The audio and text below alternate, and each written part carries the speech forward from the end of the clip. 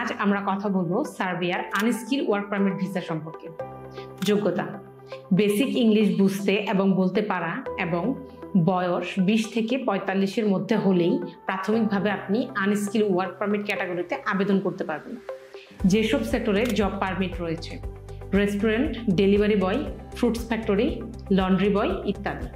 Processing শুরু করতে আপনার যেসব কাগজপত্রের প্রয়োজন হবে: passport, CV, NID, educational certificate যদি থাকে, হোয়াইট ব্যাকগ্রাউন্ডের 2 কপি ছবি।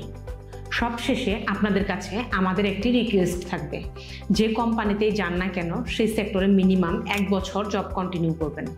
তাহলে কোম্পানি আপনাকে একটি ওয়ার্ক এক্সপিরিয়েন্স সার্টিফিকেট দিবে, যা ভবিষ্যতে অন্য কোথাও জবের জন্য অ্যাপ্লাই করলে প্লাস পয়েন্ট হিসেবে কাজ করবে।